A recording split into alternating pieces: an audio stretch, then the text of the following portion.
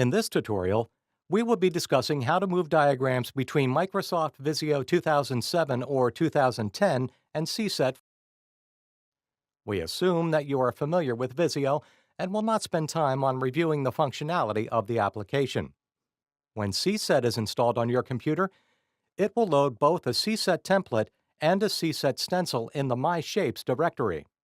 It also installs both an import and export CSET add-on to the Visio menu. If you install Visio after CSET, then you must manually make changes or reinstall CSET. See the Help System or User's Guide for instructions on how to do this.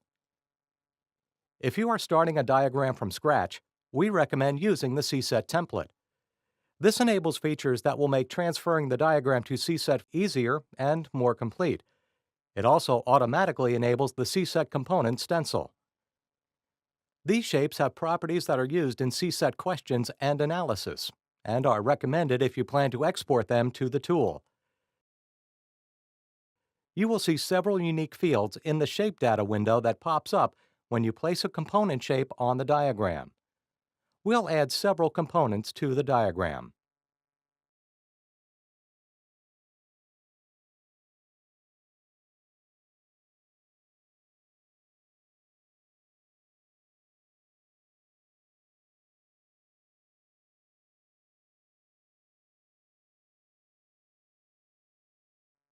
We'll now bring up a sample diagram that has a variety of shapes and configurations.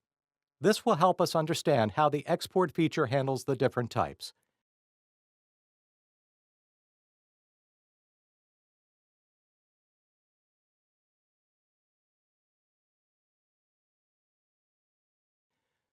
The two zones and the components shown in the zone are from the CSET stencil and should have no problem exporting into the tool.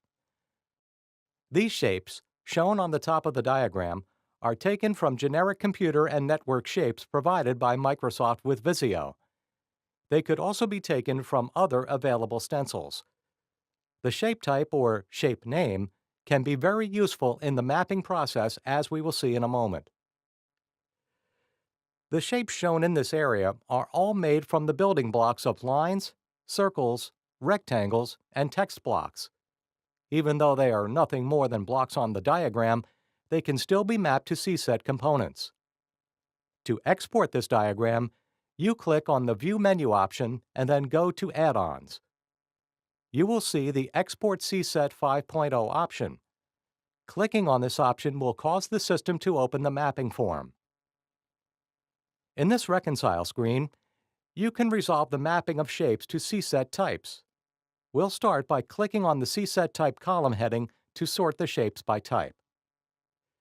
We find a group of types that are marked as Unknown. These correspond to the rectangles, lines, and circle that we drew on the diagram. By looking to the left, we can see the shape text. This field, in combination with the type and subtype fields, allows us to know how to map the object.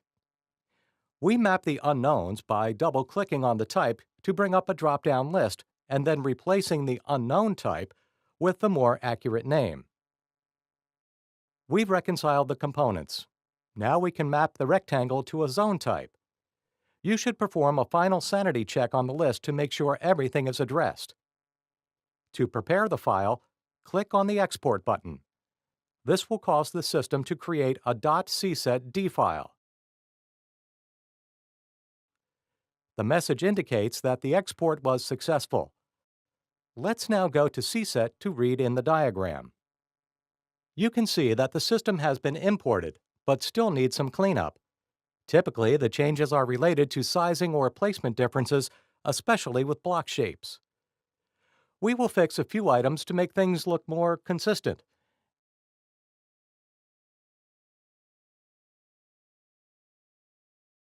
And then look at taking a diagram the other direction. To transfer a diagram into Visio from CSET, you will have to first export the diagram from within the Tools option in CSET. First, let's clear the diagram and load the SCADA diagram.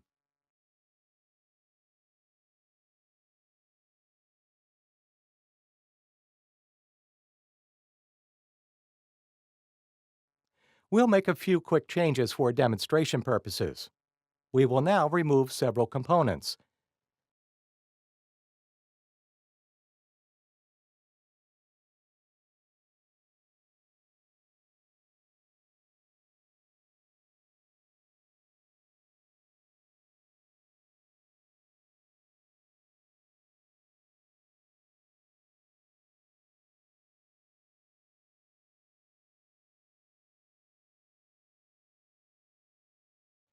We can export this file to a .csetd file. We'll name it Example SCADA.